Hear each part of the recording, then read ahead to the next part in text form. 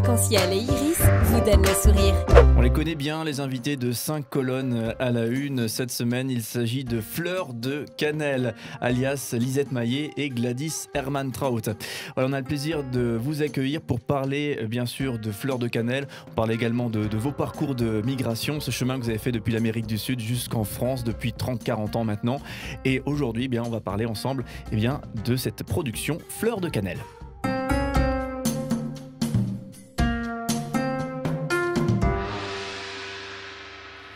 Voilà, facile de faire de la radio, peut-être quand c'est justement pas sa langue maternelle, le français, ça, j'imagine que c'est pas facile de se lancer dans l'oralité pure, à savoir l'exercice de la radio. Gladys? Non, je flippe parce que j'ai peur de mal dire, que je ne sois pas comprise. C'est difficile. Je pense qu'il nous faut un bon moment pour trouver une naturalité, si on veut dire, parce que pour moi, ça a été... C'est un rêve accompli puisque j'ai fait des études de publicité, que j'avais travaillé avec beaucoup de médias, dont la radio aussi, mais ça il y a 40 ans en arrière. Et reprendre avec une spontanéité, c'est pas encore tout à fait ça. Ce qui est cocasse, c'est qu'un Français qui va au Québec attrape l'accent québécois, alors qu'un Sud-Américain qui vient en France, garde son accent sud-américain.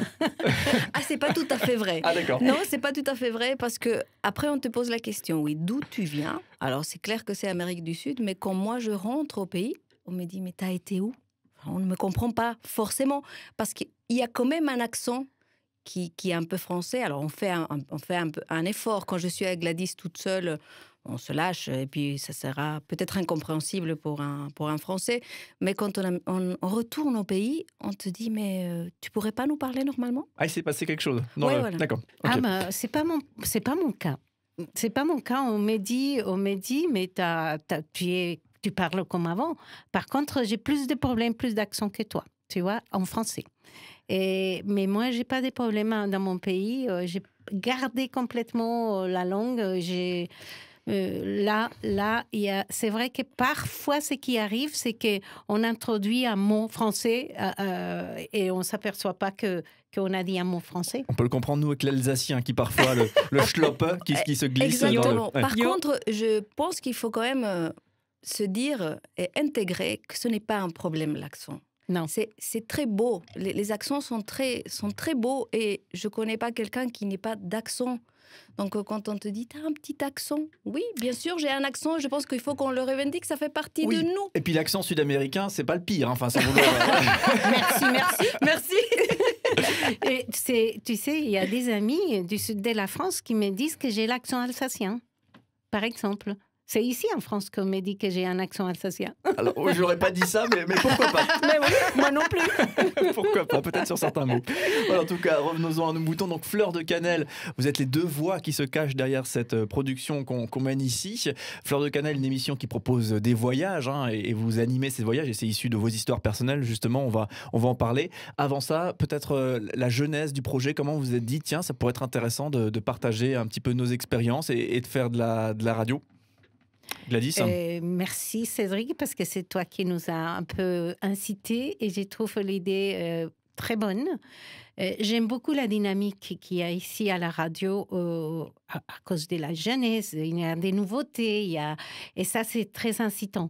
Merci d'avoir pensé, nous avoir invités, on a conçu un peu parler ensemble et je trouve l'idée assez formidable. Alors du coup, parlez-nous un petit peu de ces voyages, puisqu'il y a déjà eu toute une saison, on a déjà pas mal voyagé. Alors dites-nous un petit peu là tous ces pays donc qui vous inspirent dans la création de ces rubriques Fleur de Cannelle, Lisette. Alors, je reviens un petit peu sur ce que tu posais comme question avant à Gladys. Quand tu nous as parlé d'un... Oui, pardon, je t'ai pas laissé répondre. Non, il n'y a pas de souci.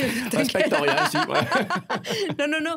C'est juste que je me suis dit, mais comment est-ce qu'on va faire ça? Je ne suis pas quelqu'un qui a forcément beaucoup voyagé. Si, j'ai voyagé peut-être un peu plus que d'autres, mais c'est aussi un espace où tu voyages. Oui, tu as voyagé dans certains pays.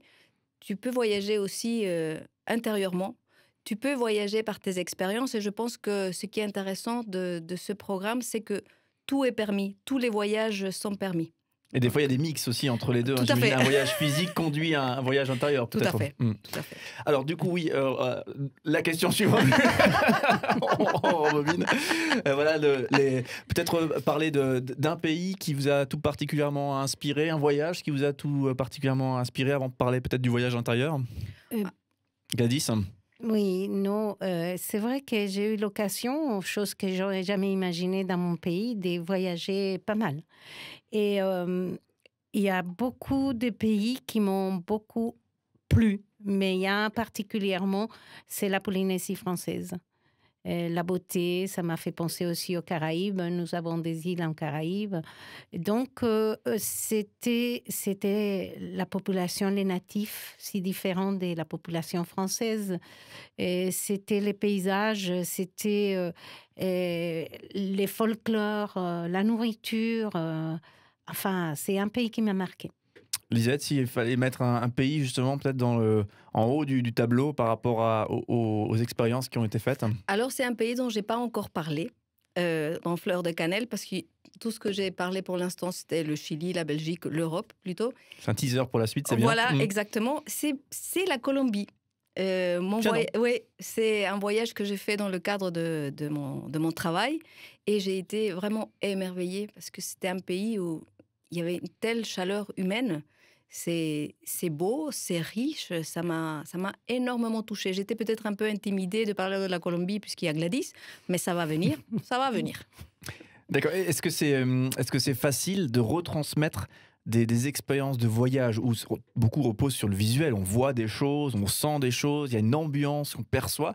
Est-ce que c'est difficile de retranscrire ça à l'oralité, justement dans le cadre d'un programme radio Fleur de Cannelle?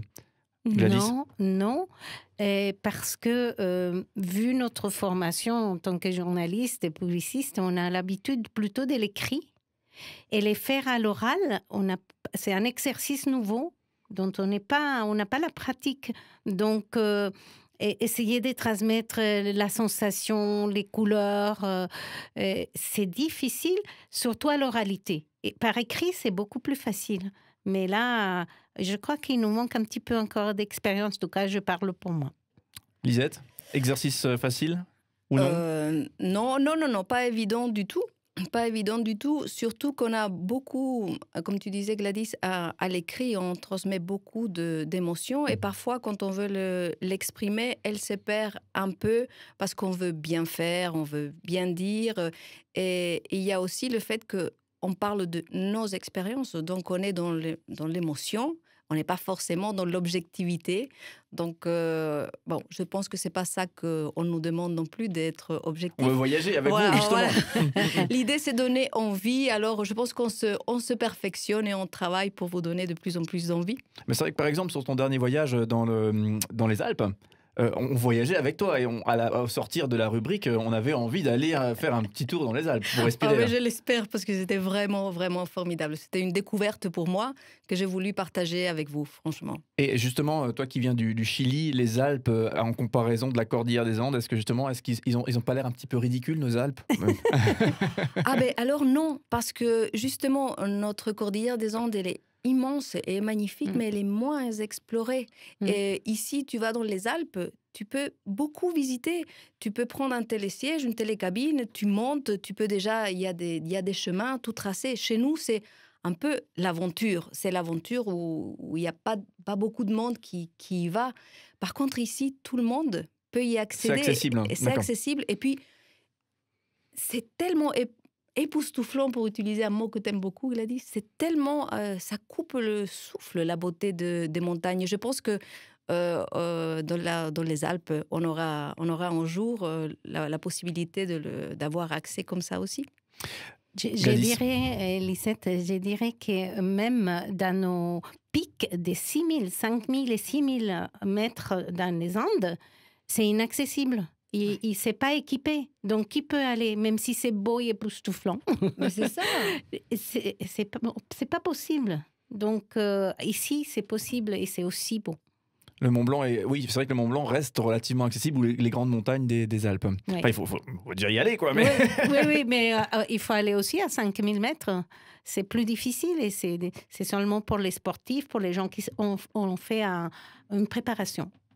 Voilà, Fleur de Cannelle, c'est les invités de 5 colonnes à la une cette semaine. Alors avant d'enchaîner sur la suite, eh bien, une toute dernière question qui concerne ces voyages, et là pour le coup plus ces voyages intérieurs, puisqu'il est souvent question de foi, de spiritualité dans vos voyages aussi. Ça vous inspire, ça peut-être ça stimule aussi à certains égards vos convictions personnelles. Parlez-nous un petit peu de cette interaction entre justement des convictions, les vôtres, et des voyages où vous êtes face à des réalités. Gladys? Pour moi, justement, la spiritualité a été très importante dans mon parcours de migration.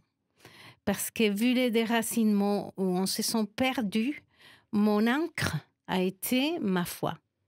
Mon ancre a été justement cette communion qui m'a donné un équilibre. Autrement, je pense que j'aurais pu sombrer très bas dans la dépression, je ne sais pas, parce que le manque du pays est grand, le manque de la famille est grand, le rythme de travail qu'on avait aussi. Et la foi était pour moi, c'est cette colonne, les phares qui a guidé mon parcours. Et du coup, dans ces voyages aujourd'hui, est-ce qu'il y a une connexion? Est-ce que le grandiose évoque quelque chose? Ah oui. Je le dis parce que je sais que tu l'as dit dans une rubrique. Justement, pour mon amie chilienne, j'ai dit, Lisette m'a donné envie de connaître son pays et j'ai fait un voyage. Et c'est un voyage qui m'a marqué profondément parce que dans le nord du pays, au désert d'Atacama, on peut vraiment voir la création. Et contempler, parce qu'il y a 360 jours de clarté où on peut observer les astres. Et je me suis sentie tellement petite, tellement, mais qu'est-ce qu'est l'homme? Mais on comprend qu'il y a un créateur, on comprend qu'il y a cette beauté, cette perfection. Ça ne pourrait pas tenir, ça ne pourrait pas exister, mais tout ça, c'est merveilleux et beau. Ça m'est dépassé. Là, j'ai compris... la connexion entre l'univers, entre mon créateur, entre l'attention et l'amour qu'il a pour nous, qui sont une poussière dans l'univers. Lisette, merci Gladys. Lisette, même question, est-ce que justement il y a une interaction entre les voyages et la foi? Est-ce qu'il y a une stimulation ou pas du tout? Je dirais que chaque voyage est une occasion pour te connecter au plus intime de ton être, que ça soit le Christ, que ça soit les réflexions. Pour moi, bien sûr, c'est ça. Et c'est toujours une occasion de se dire, de pouvoir apprécier ce qui a été fait par ce créateur, ces différences qu'une fois que tu connais, ne sont pas si différentes que ça. Connaître les gens, connaître les personnes, connaître les habitudes, tu te dis, c'est impressionnant, cette création. Donc, je pense qu'on ne peut pas vraiment dissocier. Je pense que c'est plutôt une opportunité, chaque voyage, de rentrer dans cette spiritualité, intériorisation. Voilà. Oui, justement, cette fameuse rubrique concernant les Alpes, où tu nous expliques que tu n'arrivais pas à dormir et tu as un temps de lecture, de pensée avec une vue sur les Alpes. Ça aide à réfléchir aussi, j'imagine. Ça aide à réfléchir. Et alors, c'était très graphique parce que je me réveille à 4 heures du matin, parce que je venais d'une période d'insomnie, merci Covid. Et je me mets devant la fenêtre, la baie vitrée, et je vois le Mont Blanc. Bien sûr, je ne vois pas grand-chose, c'est encore la nuit. Mais j'arrive à voir une petite ligne, des petits points. Je me dis, mais qu'est-ce que c'est que ça? Jusqu'au moment où je comprends que c'est une cordée qui est en train de monter. Des alpinistes. Et je me dis, c'est formidable. Tu vois, à toute heure, le monde est en mouvement. Et la création est là à tout moment. Donc, effectivement, ça t'emmène à des voyages intérieurs qui peuvent aller très, très, très loin. Surtout quand c'est à 4-5 heures du matin. Voilà, Fleur de Cannelle, invitée de 5 colonnes à la une. On poursuivra notre voyage ensemble, puisqu'on voyage ensemble toute cette semaine, en parlant d'actualité. Alors, tu as cité le nom à l'instant du Covid. Justement, on va parler un petit peu de l'Amérique du Sud. Vous avez forcément des échos, vous qui arrivent de l'Amérique du Sud, via vos connexions que vous avez encore là-bas. sans essayer de brosser un tableau expert, on va essayer simplement de recueillir ce que vous avez, vous, comme retour de l'Amérique du Sud par rapport à la situation sanitaire que eux aussi traversent là-bas. Fleur de Cannelle avec nous toute la semaine dans 5 colonnes à la une.